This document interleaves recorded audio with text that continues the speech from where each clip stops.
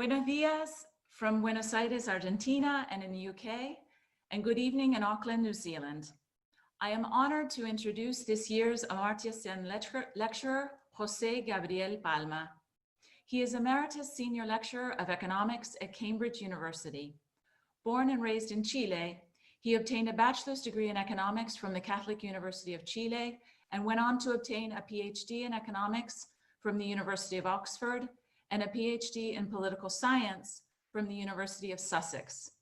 His research focuses on economic development, studied from the perspective of economic history, macroeconomics, and international trade and finance, with particular emphasis on Latin America.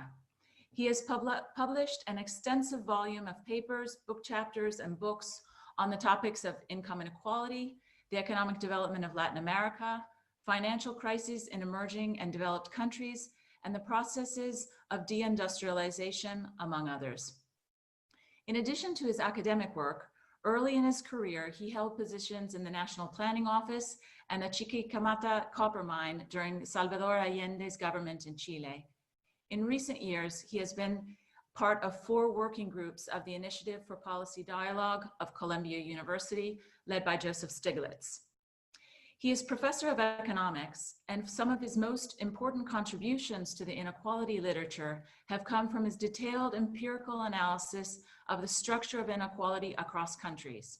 For example, he demonstrated that the income share going to the 50% of the population corresponding to the middle and upper middle income groups, deciles 5 through 9, tends to be quite constant across countries, and that most of the disparities in income inequality around the world are due to the difference in the share of income going to the other 50%. He therefore proposed to measure inequality by the share of income going to the top 10% over that of the bottom 40%. This inequality measure, which has come to be known as the Palma ratio, is both transparent and powerful in its ability to capture critical aspects of inequality.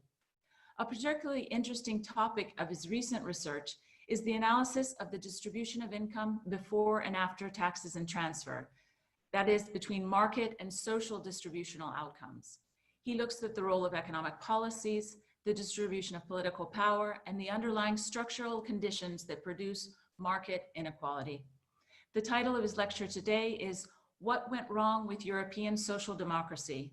On Building a Debilitating Capitalism where even the welfare state subsidizes greater market inequality." It is with great pleasure that I present José Gabriel Palma. Thank you very much. It's, of course, an honor to have been invited to give the Amartya Sen lecture. I was lucky enough to be a colleague of him while he was at Cambridge. And of course, I've been a great admirer of his work all my life.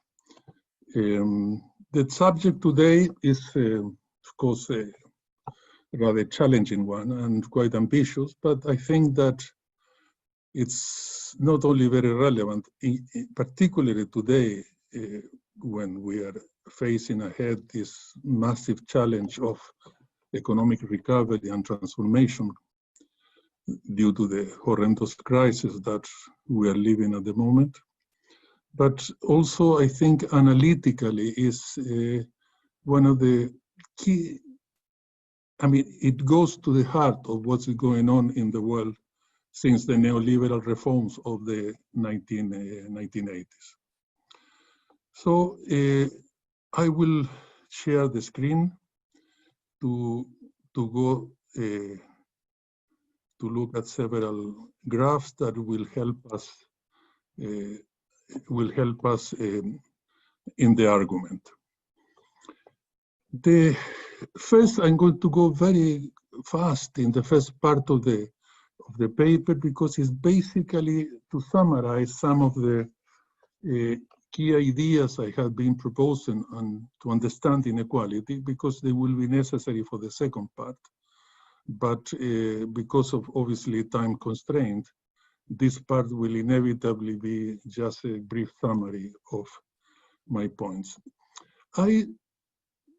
Looking at the diversity of inequality in the world, I distinguish several stylized facts.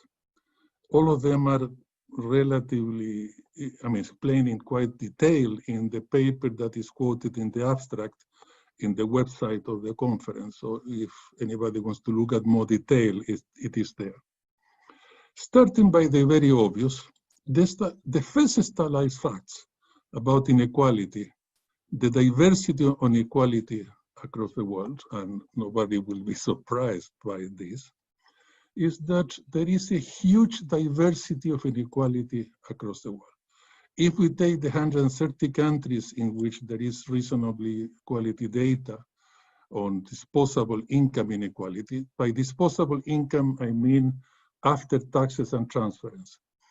And if you use the Gini, the traditional indicator for this, we see that the diversity is as big as it can get. It goes from countries with a Gini of 25 to countries with a Gini close to 65.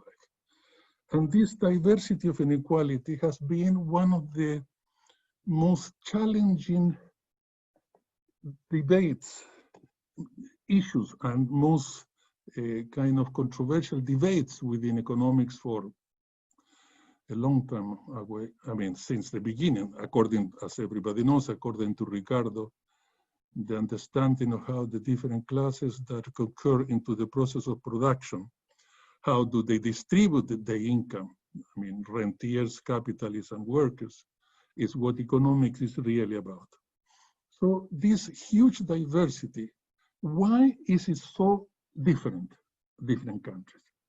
And the bottom line is that there are two perspectives here.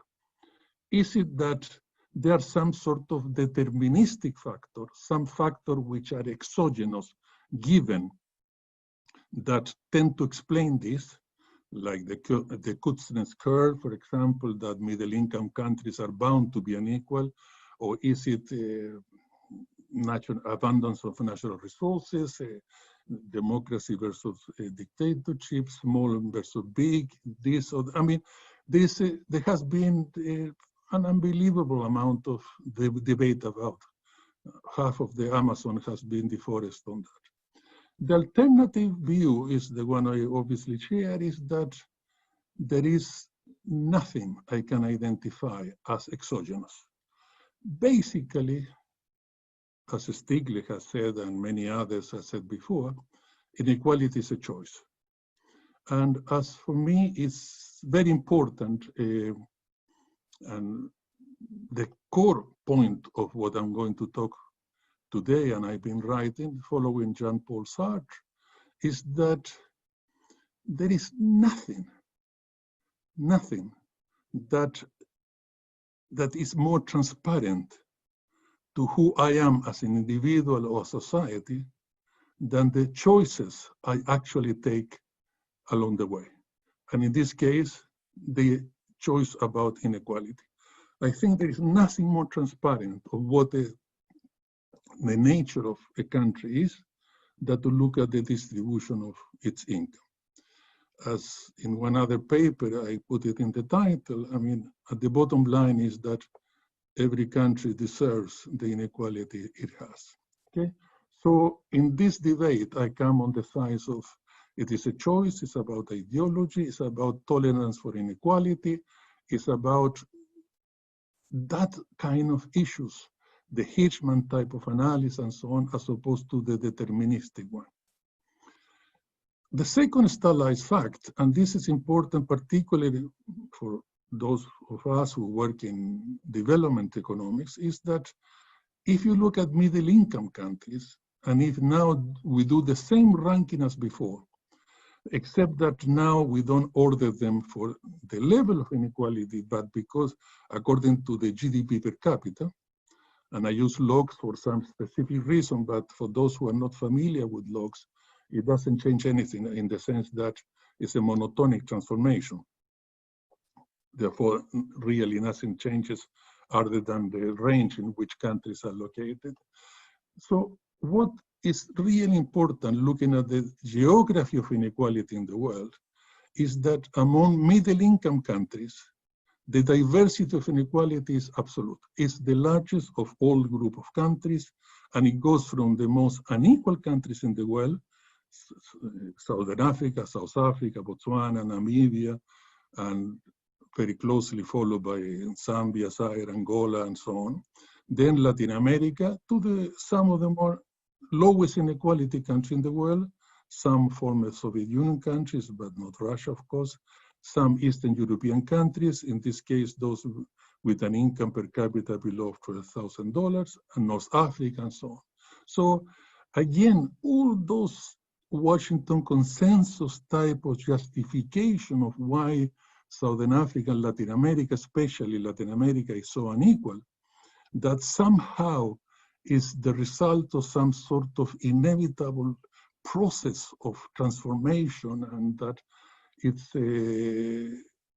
kind of, you have to put up with it, but don't worry, because as income per capita goes up, somehow naturally things were going to change and inequality is going to come down, like in the more advanced countries. And also be careful, don't touch it, don't do anything about it, because if you try to improve it artificially, it's counterproductive, meaning you end up to be both more unequal afterwards and also growing less fast. So in other words, delaying the time in which, by some sort of law of nature, like law of gravity, this inequality will somehow improve as income per capita increase. So this diversity is absolute. And that, of course, is a very strong point on the side of inequality being very much a choice. It's very much a subjective issue. It's about tolerance for inequality. It's about the kind of social contract and the interaction between market failure and social processes and so on. The next point, the next stylized fact, which is important to emphasize, and here is where my work on this subject really took off, really started this kind of thinking that I've been following for a long time, is that if you think about this enormous diversity of inequality we have already seen, when you take countries as a whole, and then you simply do a very simple exercise. You split the population of each country in just two halves. The middle and upper middle, decile 5 to 9, middle and upper middle, and the top and bottom, the rich and the poor, the top 10 and bottom 40. When you do this very simple exercise, suddenly the whole diversity of inequalities appears. Suddenly, the share of decile 5 to 9, this half of the population, is remarkably homogeneous around the world, except the very last countries, again, Southern Africa, some Latin American countries, but very few. The rest is incredibly homogeneous. And if you look at the top and bottom, the other half of the population, again, remarkably homogeneous. So suddenly, all the diversity of inequality in the world disappears. Furthermore, if you look at this half of the population, they basically get very close to half of national income. And the other half, again, very close to half of national income. In other words, it seems to be pretty even, quite a lot of equality here, in the sense that across the world, there is no diversity, and each half of the population gets its corresponding half. So how do you merge these two issues? The whole diversity of the whole with the remarkable homogeneity of the half. And it follows that it has to be, this has to be the fact that the diversity of the whole has to be the result of how each of these two halves distributes among themselves the half of the pie that goes to them. Meaning how D5, decile 5 to 9, shares the half of the pie that goes to them among themselves, and how the top and bottom shares among themselves the half of the pie that goes to them. Meaning the inequality, the diversity of inequality that we see for the whole has to be how each of these halves splits their own half. And here, of course, this is stylized fact 4, is where the secret is. Here is where the whole thing begins to emerge. Because between the half, the middle and upper middle, that half of the population, what I normally call the administrative classes, following institutional economics, the administrative classes also not only is homogeneous as a whole, as a group, but also they split the half of the pie that goes to them in quite an even way. The upper middle, the SAL 7 to 9, this 30% of the population, gets roughly 70% of that half of the pie, and the middle, the SALs 5 to 9, gets roughly 30%. So if the other half also were to divide their half of the pie in the same even way, there would be no diversity of inequality in the world. Inequality will cease to be an issue in the sense that everybody will be doing almost exactly the same.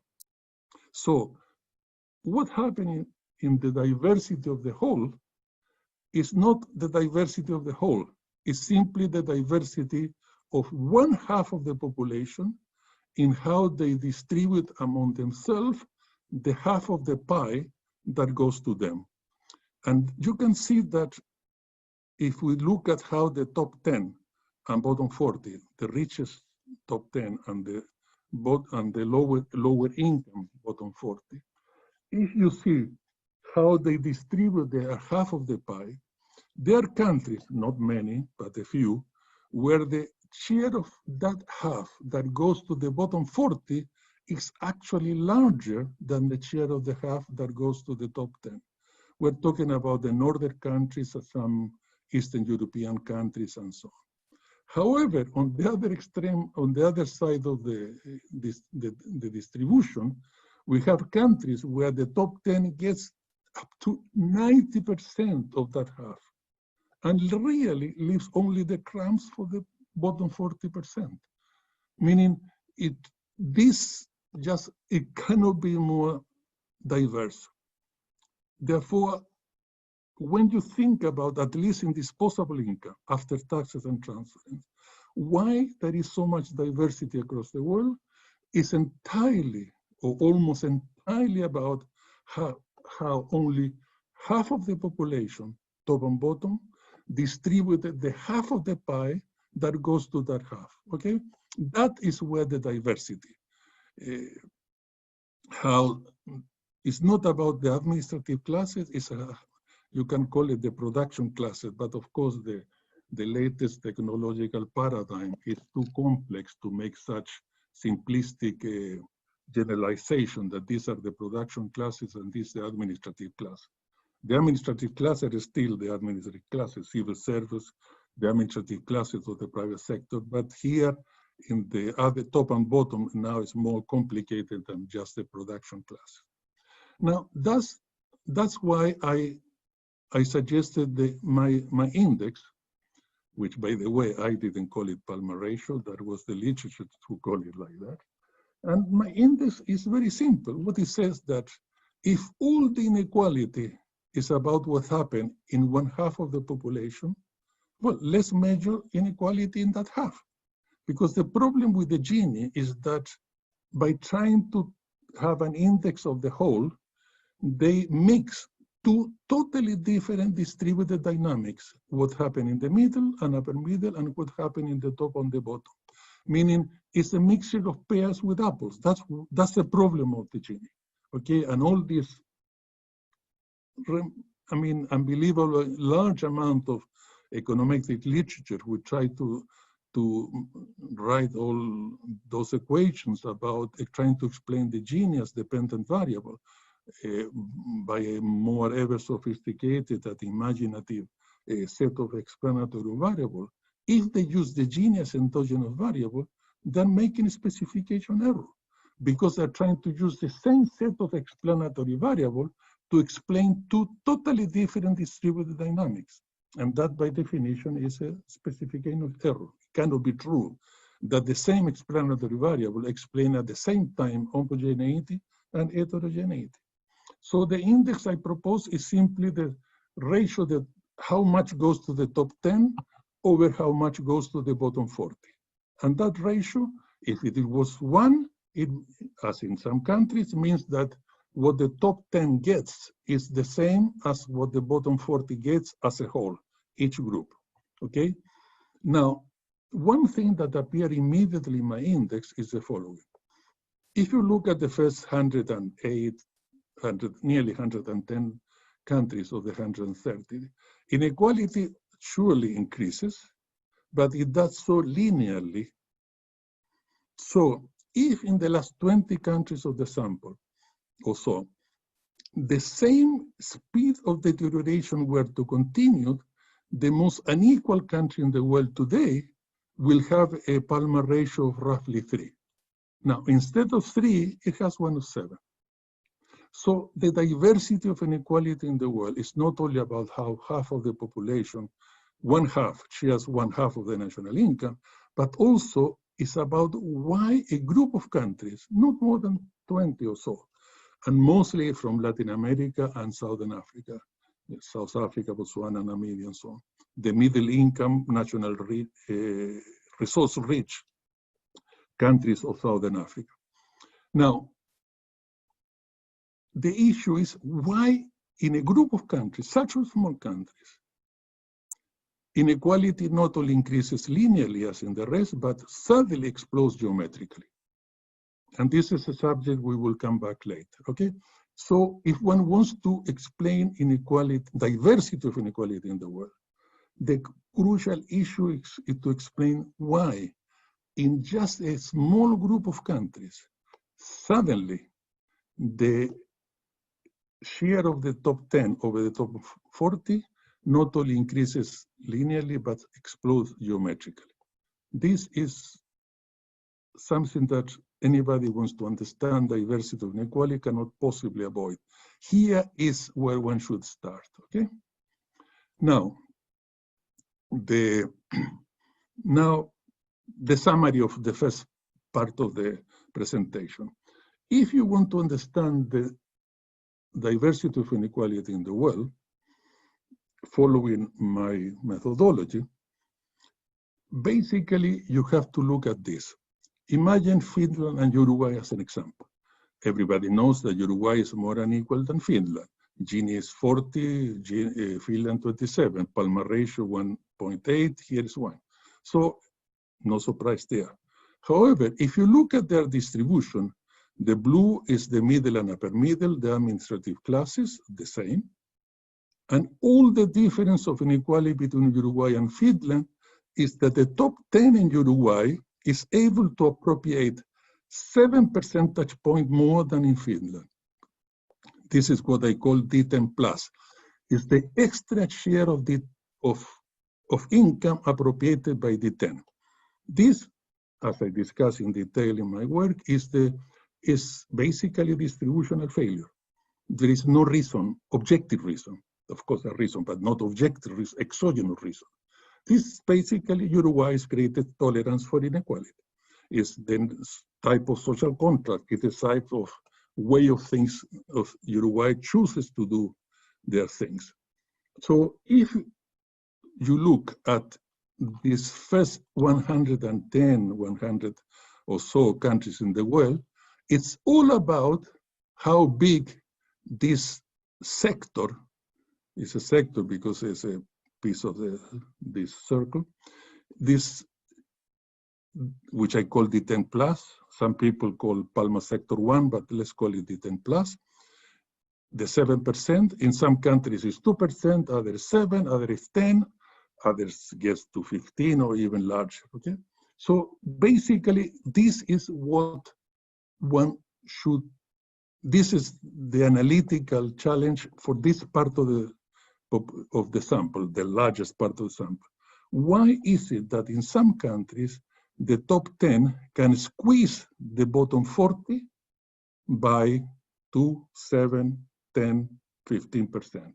So what is it that in those countries, the top 10, why is it that the top 10 is able to squeeze the bottom 40? Because you can see that all that 7 comes from the bottom 40.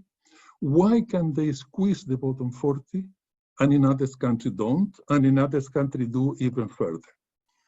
And for that last bit of the sample, those 20 countries at the end where inequality explode, and this is the last point I want to do in this long introduction, if you look at stylized fact 5, is that in those 20 or so countries in the world, the reason that inequality explodes is that not only this D10 plus increases in the case of Brazil to 14 percentage points of GDP, and South Africa 18% of GDP, but also, and only in those 20 or so countries, the middle and upper middle, the administrative classes, is not able to defend its half.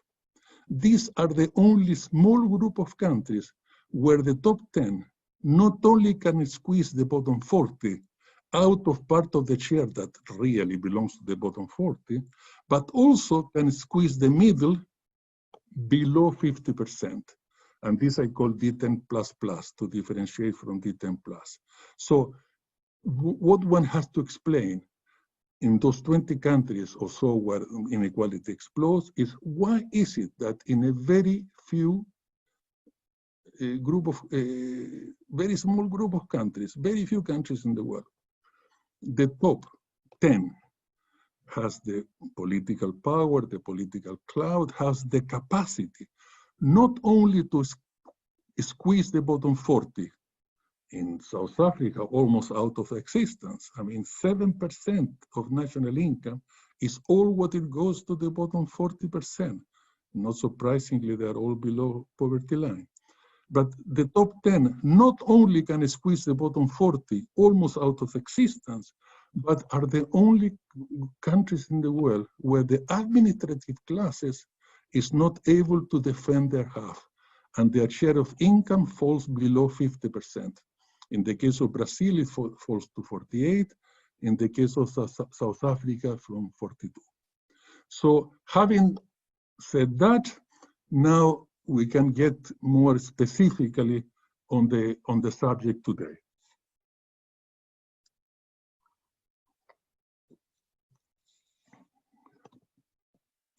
Now, to get into subject today, to study what happened with what I call the new social democracy in Europe, is that we're going to do some comparison. Okay, we start with, let's compare Germany with Chile, my country of origin. Now, what I say here doesn't come as a surprise. Germany has one of the best income distribution, disposable income, after taxes and transfers, one of the best in the world. The Palma ratio is only 1.2, meaning the top 10 only gets a little bit more than what it should, and the Gini is 32. In Chile, of course, at the other end of the distribution, the top 10 gets 38% of the national income, also squeezing the middle and upper middle, the administrative classes like in Brazil, below 50, and squeezing the bottom 40% massively. The same picture, but in my methodology, you can see that D10 plus in Germany is only 2%, is next to nothing. Germany is almost there because for reason I explained detail, the Palma ratio of 1, meaning the middle getting at least the 50 and the top and bottom sharing the other half or near half which are left evenly, which will be a Palma ratio 1, is the benchmark, is the optimal for reasons economic efficiency as well as the other ones. Germany is nearly there, only have 2% point more. The top extract from the bottom 40, only 2%. In Chile is the other extreme of distribution. Not only the top gets 2% from the middle, but gets 12 percentage points of GDP out of the bottom 40. So they cannot be more different. But are they? Are they really that different? And this is what is really surprising. If you look at market inequality, market Gini, and unfortunately in this part of the paper I have to go back to the Gini, because all the data banks that produce data on market inequality as opposed to disposable income inequality only gets Gini. None of them bothers to give the results, which is amazing, because one of the key reasons why it's so difficult to understand inequality and to do something about inequality is we don't know what's going on, because neither the international organization like the World Bank produces any data on market inequality. The OECD produces very little. There is only one big data bank that is sold, but they only give Gini. So we have to go back to what we got. Okay, so if we look at market inequality, which is inequality that emerges from the economic activity before taxes and transference.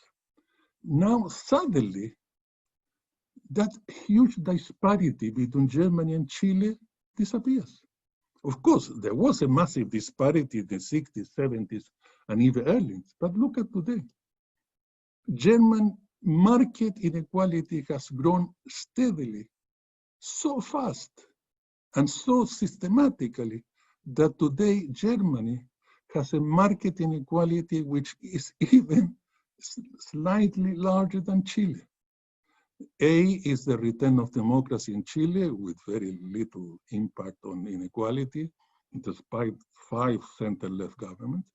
And B is German reunification that we can hardly blame for German inequality because it goes clearly growing much before the reunification. So the point is, what is going on here? How is it that Germany, a country that in the mid-70s had one of the best, most equal market distribution in the world, suddenly it became a relentless process of deterioration of inequality? And not only, I mean, it has gone systematically to get to Latin American levels of inequality. And this is a really important point because it's not only about Germany, it's about the whole of the high-income OECD, certainly the whole of Europe. Well, and the US, of course, but we'll see there's some difference with the US. And also even Japan has tried its best to follow suit. So the point here is that if those of you who remember, and those who were not at the time of the Washington Consensus who read about it, you would remember that most of the debate about globalization, about financialization, about deregulation of finance, and about all the wonders that will come with all the neoliberal reforms was that there will be a process of convergence. And this process of convergence is something that has a long history in economics. Basically, what they said that if you let capitalism alone, you reduce states to some neutral non-entities, you completely emasculate the state, and you liberalize everything. And no matter to the point that you don't mind if big agents use their size and power to distort markets and to create all the market fair, all the things you know. If you let things go, if you let things completely free, what you will find will be a process of conversion, which means that in terms of neoclassical economics, it means that basically middle-income countries were going to grow faster than high-income countries. So the gap in income will diminish and they will converge. But also institutions, labor markets in, say, Latin American countries will modernize and become like those of more civilized Europe and so on. Inequality, of course, the Latin American one will improve to become similar to those of Europe and so on. And as I said, this is something that is even has a longer history that neoclassical economics. I mean, those of you that have read or Karl Marx, for the younger generation, is a beard guy who was lived in the 19th century and wrote rather interesting things for the time. Marx, in the introduction of one of his main books, has one of the most famous lines being quoted all over the world, and which basically said that the advanced countries will show the more backward countries the image of their own future. And what they said was basically that the image of the future for their middle-income countries, well, he called them backward countries and low-income countries, will be that the image of the future will be those of advanced countries. Well, not anymore. Now it is the unequal Latin American countries that are showing to the more advanced countries the image of their own future. If you look at inequality, market inequality in the advanced countries, it's these inequalities, market inequality, that have converged to Latin American ones, not the other way around. And if you look at labor markets, it's the same. It's the labor market, the more civilized labor market of advanced countries that had, quote unquote, flexibilized and modernized to become more like the Latin American countries. If you think of the US and Mexico, it's more the US that move into the Mexican type of doing things rather than the other way around. Not only in economics, I mean, small elites screaming off all the rewards of economic growth, but also magic realist politics that, well, doesn't seem to have much self-respect, but certainly has some originality. I mean, Donald Trump could be any of the sort of leaders that we find in Latin American political history. Anyway, basically, what we have here is the world upside down. Suddenly, we have advanced countries converging to developing countries, okay? And this is a crucial point because, as Keynes said in The Economic Consequences of Peace, when he was trying to understand why Germany and the US in the 19th century, the then emerging countries, were catching up with Britain. And in particular, in this third technological revolution, that of the age of steel, electricity, and heavy engineering. So he basically, where he says that the key point was that the new rich of the 19th century, the German and the US, preferred the power of the investment over the pleasures of immediate consumption. And there, for him, lies the justification of the capitalist system. Because if the rich have spent the new wealth on their own enjoyment, the world would have found the system completely intolerable. So he basically went to the core of the problem. Because the key issue of capitalism, real one, not the amorph thing we have today, is about competition. And what is the key issue of competition? It's not that capitalism is more unequal than previous feudalism or previous economic system. No, what's the difference? Why so much more has this capacity to develop the productive forces? It's basically because of competition, because in competition, either you invest, you innovate, you increase productivity, or you are out of the market. In other words, all the process of growth, investment, technological absorption, productivity growth are compulsions. Either you do it or you are out of the market. So the point here is that the key point of capitalism, as I said, is not that it's more unequal than what came before. Is that a larger proportion of what the top takes is brought back into the economy in a productive sense. Investment, technological change, and the rest. And that, as I said, is done not because they're better Samaritans, it's simply because of compulsions. And that's what basically what has disappeared, the compulsion, because competition, you know what has happened to them. So Keynes was basically, as usual, going to the core of the issue, okay? And that is what was happening before and is not happening anymore. Because what you can see is that there is nothing you can think of in terms of improved efficiency that has come out with this increase in inequality. Nothing. If you look, for example, in Germany, the increase in inequality with investment as a share of GDP, if you look at that, you can see that what has happened as opposed to what was predicted is exactly the opposite. Investment, the right-hand axis, that was in the level of the 30% in Germany, today is 20%. Surprise, surprise, equal to that of Latin America. This is the average of Latin America between 1980 until last year, before the pandemic, 20%. In other words, investment has, as a share of GDP, has completely collapsed with this increase, meaning the more money has gone to the rich, the less of the share of the pie has gone towards productive uses. Remember, Keynes is the opposite, okay? This is, the more goes there, the more they enjoy it in terms of consumption, which includes, of course, the financial casino, which is not other than a form of consumption, has nothing to do with productivity growth and so on. And so much so that the chief economist of the Bank of England, not precisely an heterodox economist, he calls this process a process of self-cannibalism. He said, but because the only way with such low level of investment, with such, as we will see in a minute, low level of productivity growth and so on, the only way they can have the profit they have, and they have the dividends they have, and they have the increase in the share of income they have, is because of self-cannibalism.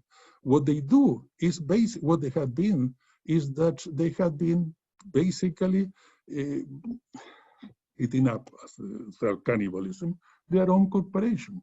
What they have done is that a group of bullying shareholders and self-seeking executives, what they have left, what they have done is to dismantle most of their corporation, condemning them to debt, and in order to increase immediate income and pleasure of consumption. And if you look at productivity growth, the same. In Germany, productivity growth, when market inequality was low, was in the order of 4 to 5%. Today it's close to zero. No prices for guessing. That is the same of the Latin American average between 1980 until today.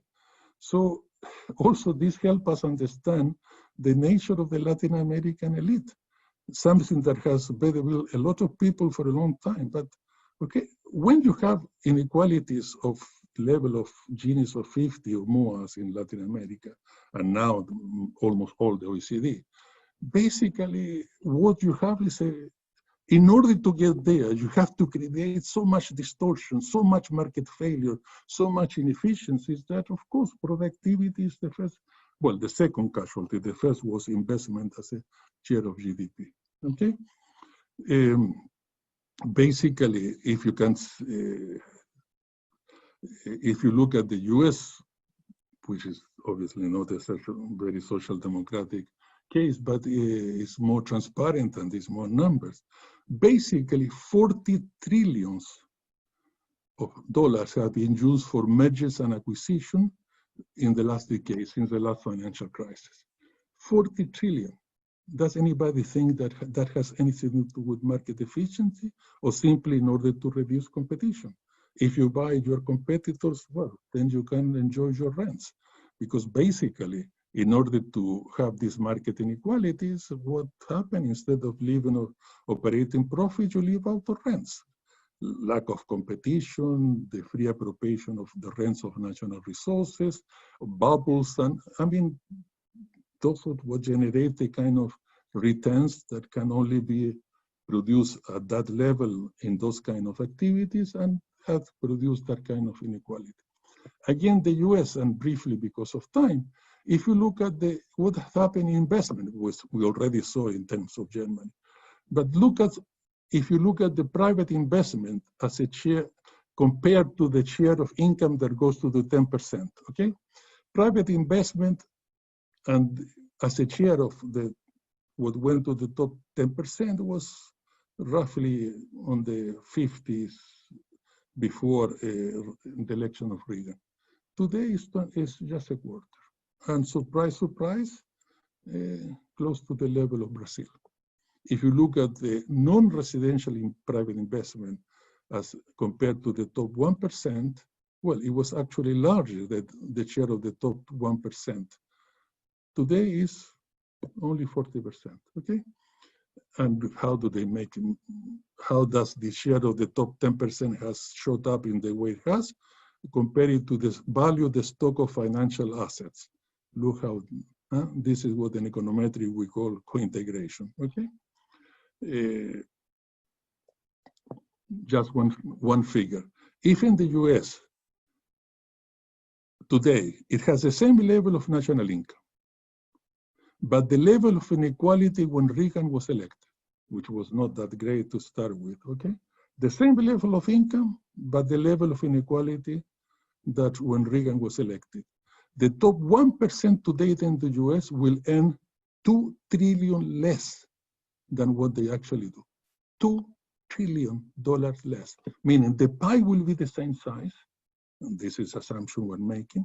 If with the pie of the same size, $2 trillion less will go to the top one and will go to the rest of the society. And in terms of looking the same thing, but now the other way around, if the US has the same income and inequality as now, but the share of investment to GDP when Reagan was elected, there will be over $1 trillion more going to investment than it goes today, 1 trillion. In fact, if we look at the US and we look at net private investment, today is close to zero, and it's been below zero in some years. So all the little investment that takes in place in the private sector is just about equal to the level of depreciation, and there is no new net investment, at least in value, okay? Now, again, another point totally connected to that, we use the US simply because of quality of data. The process of Europe is probably not as extreme, but very much in the same line. Look at what happened between the relationship between productivity, the blue line, the output per worker, and the wages, the male wages and the female wages. Before Reagan, the average employer was quite happy to employ the average male worker. The average male worker will produce something like nearly $75,000 and will be paid a bit over $50,000. So there will be a $20,000 surplus, gross surplus going to the employer for other costs and operating profits. And if it was a female, of course, it will have to produce more. The gap will be 40,000. The female worker will, this is the average both male and female. The female worker will only be paid roughly like 30,000, and the average productivity will be nearly about 70. So the gap will be 40,000. And this economy, there was nothing particularly dramatically good about it. It was working, quote unquote, normally with all the problems that everybody else had in the world. Today, things are completely different. Productivity has grown at 1.4% per year, which is very low, but better than Europe.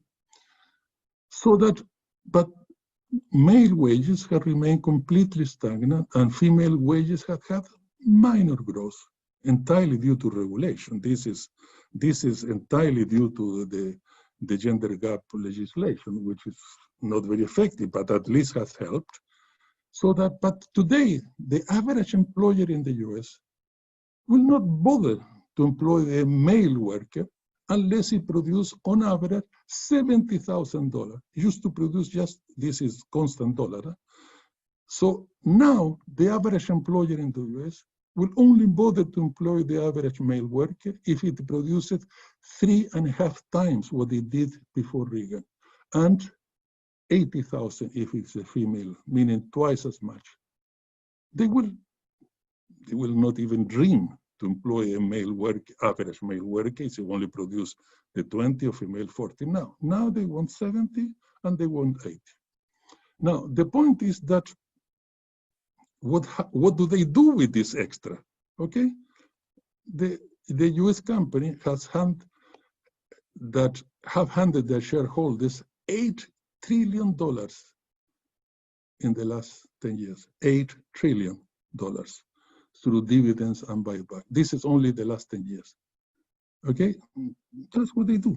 Investment is an optional extra, I mean, when depreciation, I mean, when it's just absolutely necessary to keep things moving, there it goes. And basically, a very small proportion of this extra, in the US and Europe, very small proportion of the extra has gone to investment, productivity, growth, and all the rest. Now, let's look at the same phenomenon now, but in a really crucial point of view, which is,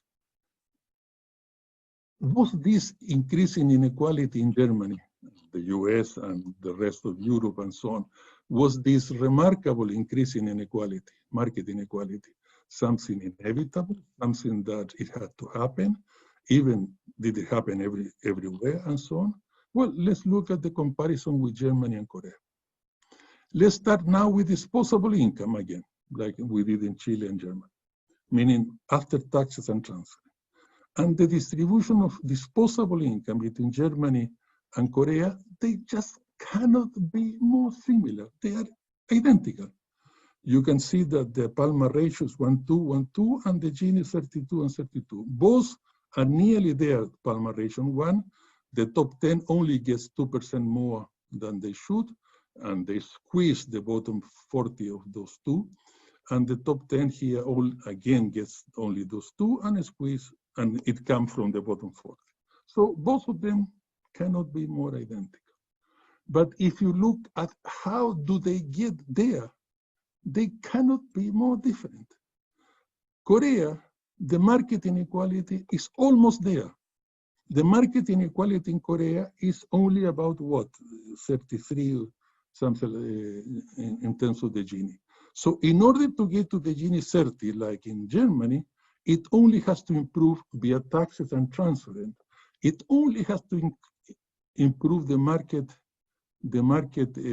inequality by 9%. While Germany, because it went through this remarkable process of deterioration of market inequality, if in order to get roughly to 30, it had to improve its market Gini to its disposable Gini by 28%, now it has to do it by 44, nearly twice as much. So here, there are several issues which are the core of what I want to discuss with you today. Because first, we know, or there is very little controversy on this, that this increase in inequality, there is nothing to show for it in terms of increased efficiency.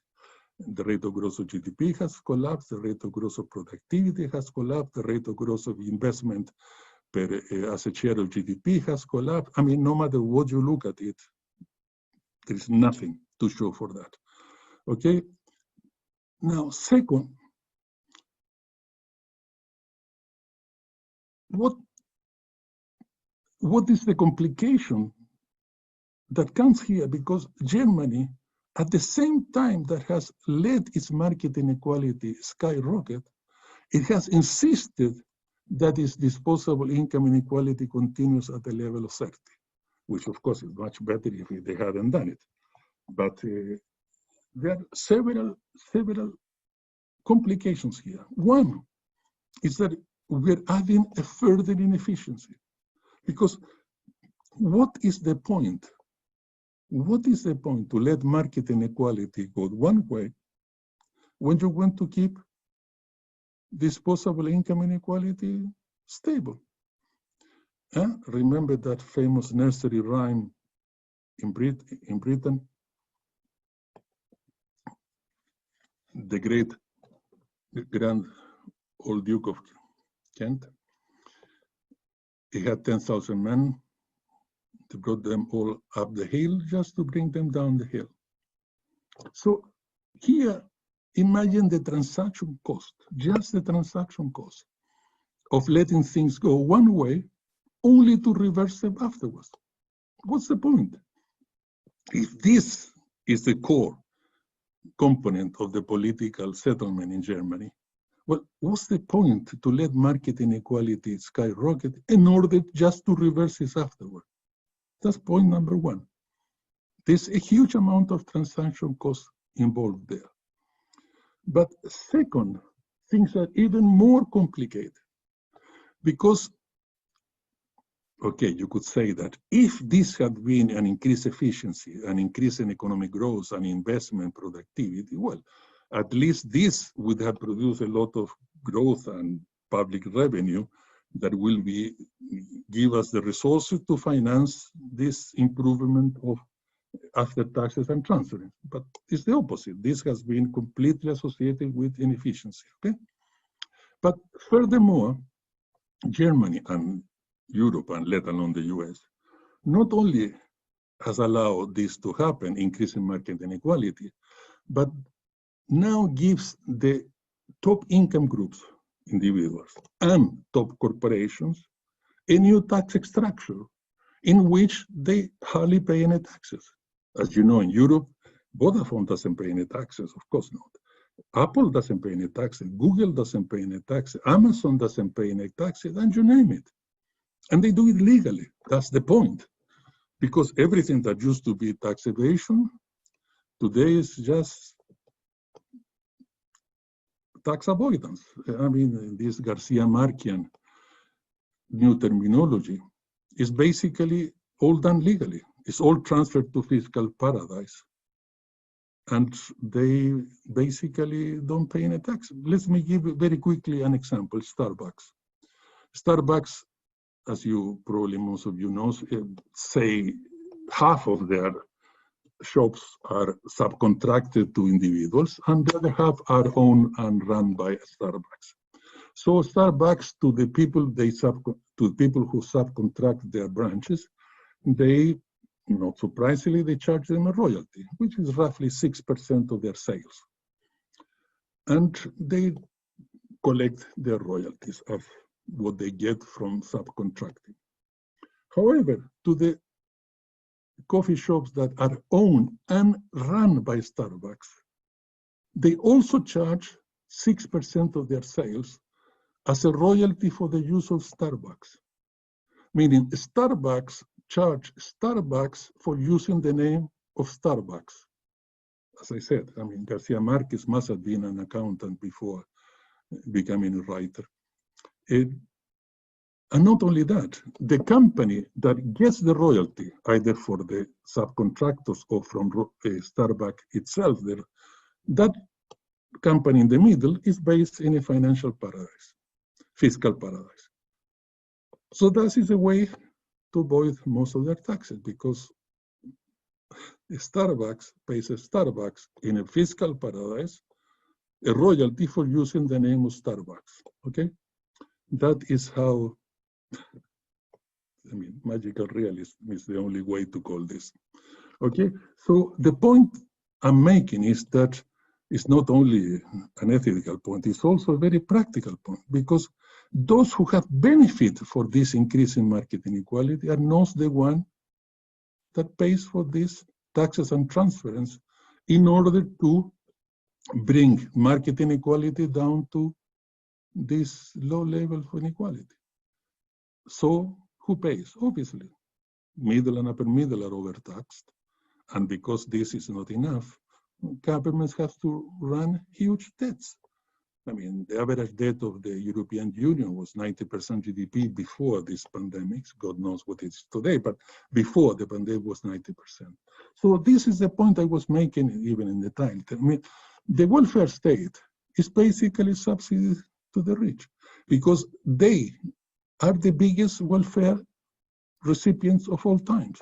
They not only are allowed to do this massive increase in market inequality and get all the free public goods that are associated with it, but they don't, tax structure becomes so regressive that they hardly pay any taxes to improve this market inequality to this low level of disposable income inequality. And of course, when there's a crisis like in 2008, of course, they are the one that are the first one to run to the state to get all this unbelievable amount of subsidies in terms of rescue packages for banks, this $15 trillion quantitative easing and all the rest, okay? So they are the biggest welfare recipients of all time. So even the welfare state in this new social democratic world. And what the point I'm making here is very straightforward. Since the neoliberal reform, the fall of the Berlin Wall and all the rest, there is nothing that differentiates social democratic governments and policies in terms of market inequality, the increase in market inequality than in non-social democratic countries. Meaning social democracy has fought and very successful in most of these countries in order to keep the disposable income distribution at the low level that it was there. They still fight for their own social agenda. But in terms of their economic agenda, they completely abandon all their 50s and 60s ideas, which were entirely about, not entirely about, but they were on the social agenda, very clearly everybody knows, but only on the economic agenda, the whole Keynesian type of argument that this increase in inequality is entirely inefficient. Therefore, they fought very successfully in the 50s and 60s, as you can see in Germany, to keep market inequality low.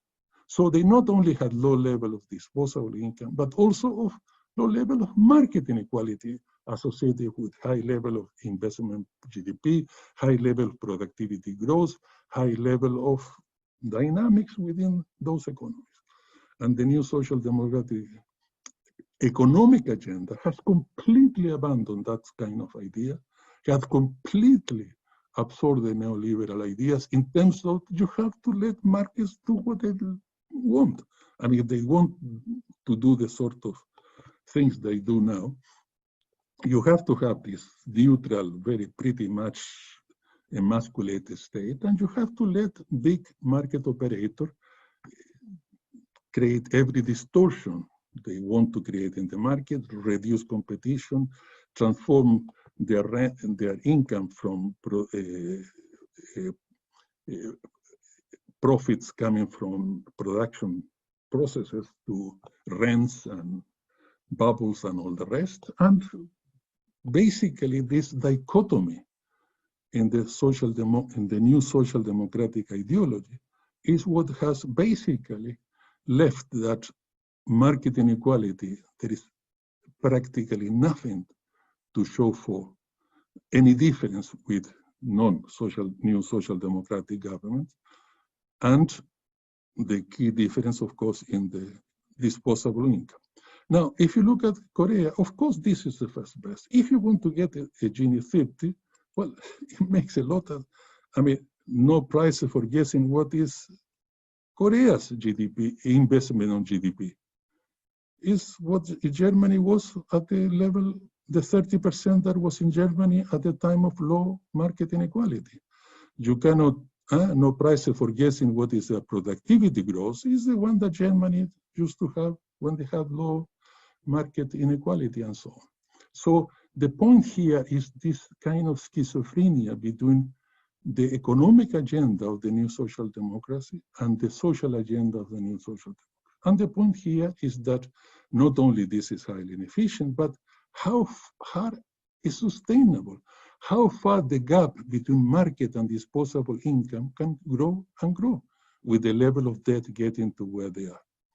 Okay, and the consequences are very clear. And this is from the Financial Times, that Germany once saw China as an export market for machinery, which China would use to develop the industrial base. Today, China is becoming a senior partner in that relationship. And because basically Germany is falling behind in the technological race. And this is symptomatic of a fundamental European problem. Of course, it's not just Germany. And these are basically, these complacencies today transform into panic. And this is from the Financial Times. And the Tax Justice Network is estimate that about $500 billion are basically today saved by top corporations between shifting profit to fiscal paradise, as I was mentioning before. And what is the key difference between the new social democracy and the more neoliberal European countries? Look at United Kingdom, which is very transparent. It got roughly, market inequality in United Kingdom is roughly the same as Germany. The only difference is that during Thatcher, first, the speed of transformation was the fastest in Europe and probably the fastest in the world. And all what the New Labour did in Britain was to try to maintain that high level and not to make it even worse. But also in the United Kingdom, the disposable income inequality as opposed to Germany is also increased. So the level of the cost of social protection is, the cost of the taxes and transfer is the same. Because one thing that is important to remember, in Germany today, this gap between market inequality and disposable income inequality means that in Germany, 40% of public expenditure is social protection, 40%. And since tax structure, the tax takes in Germany is 40% of GDP, that is equal to 16% of GDP, 16%. And if you add free education, the subsidy for free education and free health, that jumps to 2/3 of public expenditure or 25% of GDP. This is equivalent to the cost of 25% of GDP. 1 in every 4 euros generated in Germany is destined to social protection and free education and health. No surprise that the public sector in, for example, in Korea has a much higher level of public investment because, of course, it has all those resources for that. So, as I said, the difference between Germany and the UK is just the speed of change, and Thatcher was the fastest in the world, but also that disposable income inequality went up. So that is basically what the new social democracy has been able to achieve, is to sustain low level of disposable income inequality at an ever-increasing cost, and obviously not very sustainable because of this deterioration, okay? Now, we need to finish because we are very close to the time. In fact, we're over the time, but very simply, what happened in the rest of the world, of course, is worse. I mean, I'm not saying that there's no things that one should obviously celebrate. I mean, if you compare Sweden with Mexico, yes, Sweden has to improve their market, which has the same Latin American level of inequality market, and has this 48% effort, social protection, and so on, to increase, to have a very low disposable income unit. Yes, and Mexico has the same market inequality, but only improves by 4%. Obviously, this is, no matter how inefficient it is, it's surely is more, is better than that. And the same, if you look at Brazil, the country in Latin America that makes the highest effort to improve the market inequality, it's compared to Taiwan, like Korea, of course, it's rather different. Okay? And the rest of the world, you can see the US, both things going up very clearly. China and India, obviously going, and South Africa, let alone. So obviously the European model, social democratic model, may not be the best in the world, may not be the Korean or Taiwan type of low market inequality with much higher efficiency and less need for social protection and so on, but surely it's better than the Latin American model, and sure it's better than the US model and or the new kids on the block, the China and India, let alone South Africa. So, and I finish here.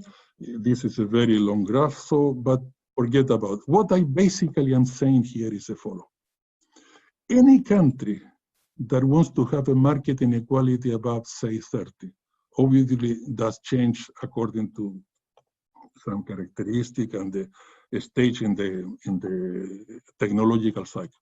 But any country, on average, generic, that has a high Gini market inequality about 30, or a rate of return of capital above, say, 10%. This can only be achieved by a decline in market efficiency. Nobody has been able to square the circle, okay? Any countries that wants to have a dynamic economy are those that have a low market inequality and quote unquote level of return on capital, which is about productive process. profit coming from productive processes. But if you want to go to higher level of market inequality or higher level of return of capital, you can only do that by the processes that we have discussed, which are transforming profit from production processes to rent and to bubbles and to lack of competition and so on. Meaning it can only be done by market inefficiency. And obviously that is what's happened today. What I'm really surprised and what I'm really about is that why is it that the new social democracy, when it fell the Berlin Wall, it completely collapsed its economic agenda? Why it took over entirely the neoliberal economic agenda, accepted this complete absurd process of increased market inequality, while desperately trying to maintain low level of disposable income inequality, post-taxes and transfer. But in the process of doing that, they create even more market inefficiencies, and it created a process which is clearly unsustainable in time. So if we really want to get somewhere in terms of inequality, but also in terms of economic efficiency and capabilities and functionings and all those things that Amartya Sen remind us better than nobody else, the only way to do it is to get inequality low at source, the first best, to get it low in the market, and then to do the minimum social protection that always will be necessary. Otherwise, we are basically moving into a world which is completely unsustainable, and we are having as inefficient an economic process as it can possibly be. Thank you very much. I'm sorry about the time.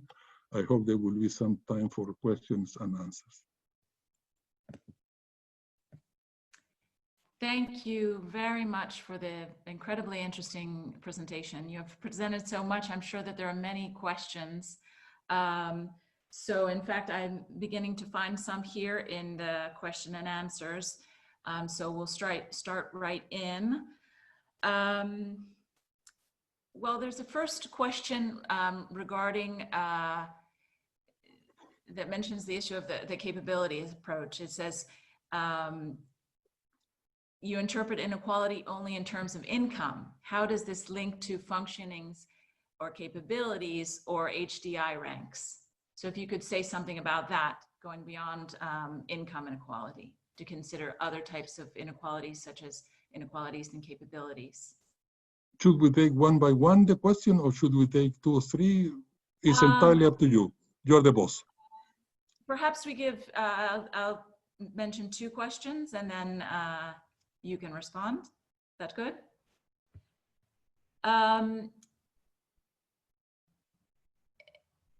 Then there was also a question on investment. You presented information on investment, and it says, kindly specify what type of investments brings more inequality in the market. Foreign direct investment, foreign institutional investment, or local investment? Okay, let's start with the first. Obviously, it's a crucial question given the Amartya Sen lecture, but I'm going to share the screen again. Look at this graph, okay? Here is the answer. In which of these 2 economies, in which of these 2 societies, you think you can create, it's better for capability, for functioning, is better for human development? I mean, this is the one in which one of the few appropriates almost everything in the most unequal ways. And although it does improve the inequality in terms of after taxes and transference, it does so in such an inefficient way in which 1 of every 4 euros is devoted for social protection and so on. This is an economy, I mean, or the one in which in the market labor is priced as its true value of marginal productivity, in which employers really do all the investment and productivity growth and technological and the level of education and the level of health. I mean, does anybody Is anybody surprised that Korea was one of the most effective countries in the world in fighting this horrible pandemic? Of course, it has one of the highest rates in the world in terms of intensive unit beds per thousand of population. I mean, of course, this is a sort of, think of also the 50s and 60s in Europe. This is basically the Keynesian welfare, the welfare state that was not a substitute for having an efficient and working economy, where the economic agenda and the social agenda were both interlinked in a way that they will produce both market efficiency and also it will allow all the developments of the capabilities and functions and so on. This is an economy which is basically holding everybody else back. Here, one of the very few not only gets all the rewards of economic growth, but also they don't even contribute to make much of a contribution to this improvement in market inequality. So I think that, of course, it could be almost another 20 minutes to go into the detail, but it goes almost without saying that in this type of societies, Germany in the 60s and most of Europe and so on, and the one that we find in Korea, Taiwan, and so on, is where the possibilities of human development and capabilities are there. And also they are basically being required and the incentives are there in the market and so on. So I think that the connection between the two cannot be more direct. And on which sort of investment is the best? I mean, investment is investment. What happened is most of foreign direct investment is basically a joke. I mean, as the IMF produced a paper very recently, showed that a large proportion of foreign direct investment in the world is simply a mechanism for tax evasion. It's simply a mechanism that basically shell companies, phantom companies that divert money to fiscal paradise. This is the IMF, not precisely the most heterodox group of economists that, although it has improved massively since what some of us had to suffer in the 60s and 70s, but basically investment is something about adding productive capacities, okay? And those productive capacities are associated with increasing in productivity, in wages, and standard of living, not because of subsidy, but because of rewards, proper rewards of economic activity and so on. Okay, next. Very good. Yes, thank you. If I can include a question of my own, some people have argued that what generates poverty and inequality is capitalism. And I get the impression from all of your presentation that you don't think that the problem is capitalism. It's rather a lack of competition, and it's caused by market failures and lack of adequate regulation, antitrust laws, etc., tax laws. Could you comment on that, your perception of with regard to capitalist system? And then somebody asked the direct question of how can these problems be mitigated? You know, what is the solution to these problems? And they ask if it can be solved with comprehensive education, healthcare, other types of social policies, or what else is needed. So I guess for now, those two questions. Again, I'm going to share and go to the same key point here. I mean, I am not known for being the greatest defender of capitalism. I certainly believe there are better ways of doing things, but one thing that we have to recognize of capitalism is that it has developed the productive forces in a way that no other system has ever done before, okay? If you look at the last 300 years, the world has changed in a way that was unimaginable, okay? Now, but as I said, what is the characteristics of capitalism? What is the key, the secret, and not a very well kept secret? It's about the fact that although capitalism is equally as much as unequal as any other system before, the proportion of the income appropriated by the few, because of competition, because of compulsions, a large proportion of what is taken by the few, it has to come back to the economy in a productive sense. It has to come back in terms of investment, productivity growth, technological absorption, and so on. Otherwise, you're left out of the market, okay? Now, that type of system, if anybody wants to look at historically, this is a wonderful book by Good in the New Left Review, is all about that. But the point is that for that to happen, you have to have a system in which market inequality is relative, and it will generate also in itself a system where market inequality is relatively low. When we talk of Gini of market, I'm not saying it's the ideal society. I'm not saying that there is no inequality. It is still huge inequality.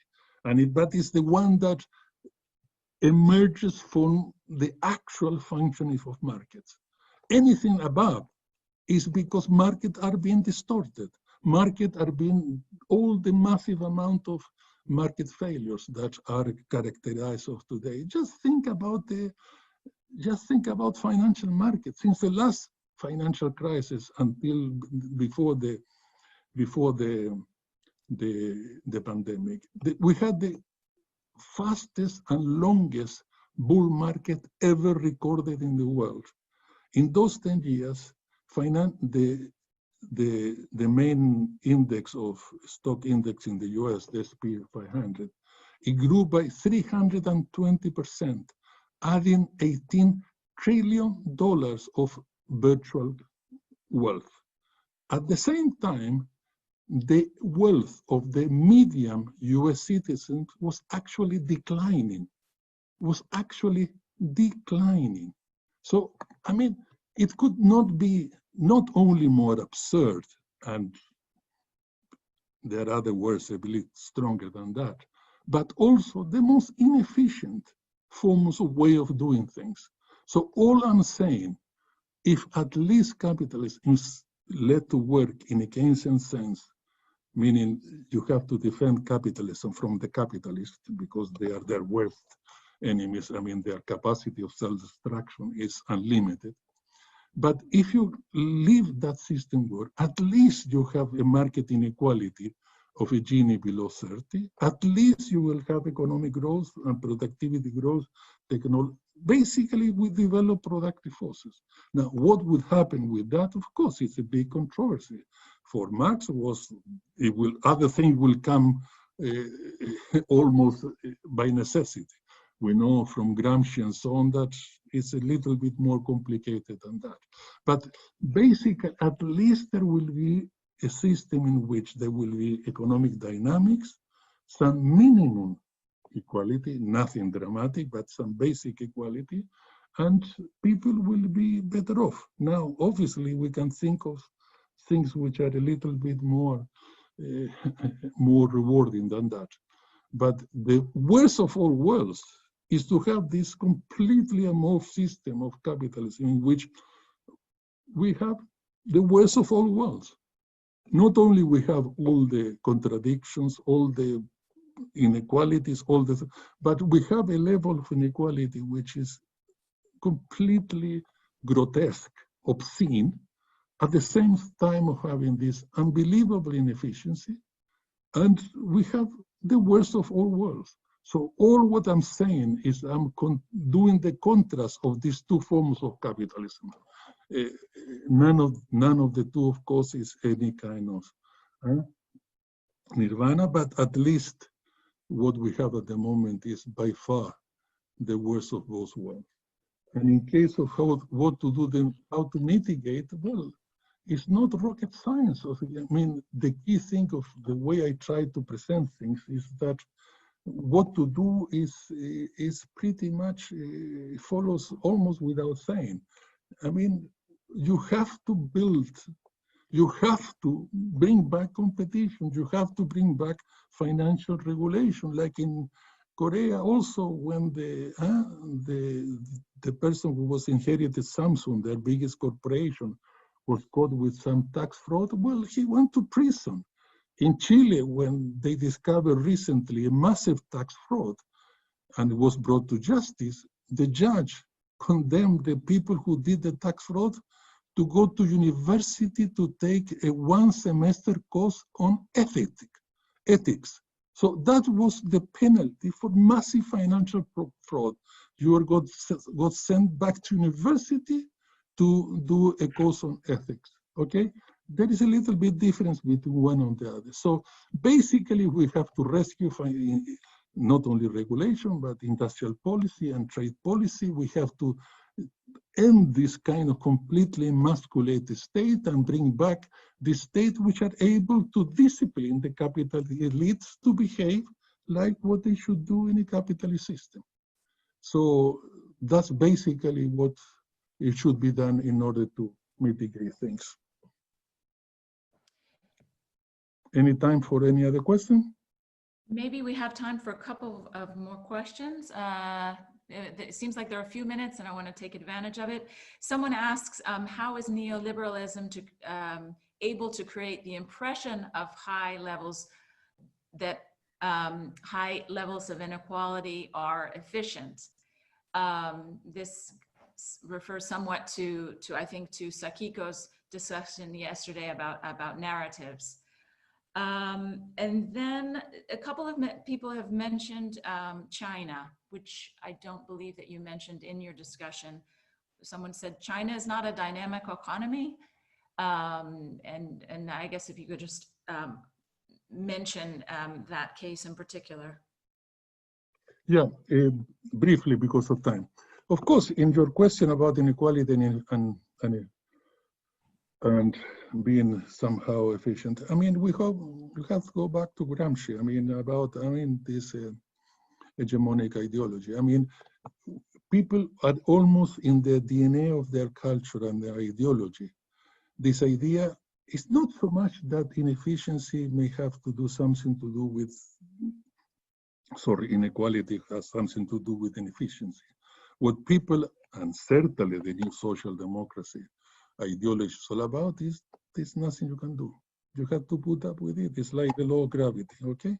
That's how those at the top, who of course can have the political system in their pocket, not just, I mean, financially, but also ideologically in their pocket. That's basically one of the absolutely crucial components of the current completely hegemonic ideology. And that's why in the abstract I was discussing is how difficult it has, although the new social democracy ideology has lost a lot of its legitimacy because of how it has functioned, the new, more progressive discourses are having an enormous problem of creating credibility. I mean, of course, everything is different everywhere in the world, but think of Sanders and Corbyn. I mean, they were completely unable to create a discourse, more progressive discourse that was credible, and none of them did very well politically. So it's basically about, it's not why people think that inequality is efficient, it's about why people think that that's how it is, and there is nothing we can do. And if you want to do something, it's much worse than it would be otherwise. And China, of course, is a big subject. And here I had mentioned it in my presentation, how the increase in market inequality first had brought disposable income inequality with it. And it's basically about going from low to middle income levels. It's not the first country that, in order to go from very low to low middle income levels, they have had both things moving in the same direction. The point is that when you become middle income, you will continue to be the same as in Latin America or let alone when you are high income and you were different, you are basically doing this reverse catching up. What I talk about, this convergence, is basically a process of reverse catching up, this Latin Americanization of the world. Now, once China is getting to Latin American levels of inequality, market inequality is stabilizing, and social and disposable income inequality is even marginally improving. But India, the same. When you go to Latin American levels of inequality, market inequality roughly stays where it is, and is of course things are different if you go from $1,000 per capita to 3,000 than when you are a middle income country and want to go up and to be high income countries and you get caught. This is what the middle income trap is about. To think that you can go from middle income to high income by keeping market inequality where it is and doing so little social protection. But it's basically about how you go from middle to high and how you stay high. And that, what happened is what we have discussed. But China, of course, is a fantastic, I mean, remember they invest 40% of GDP, and most of that investment take place in public corporation rather than private corporation. So it's I mean, the specificity, the diversity within the unity is where we have to go next. Thanks. Thank you so much. I think that the time is now up, but I really want to thank you again for a fantastic presentation. And I think it really is a good complement to the other keynotes that we're having in this conference. So on behalf of all of the HDCA, I thank you very much. It was a real pleasure to have the honor to give this Amartya Sen lecture. He has taught us a lot about these sort of issues before. Thank you very much for the invitation and for your patience as the chair.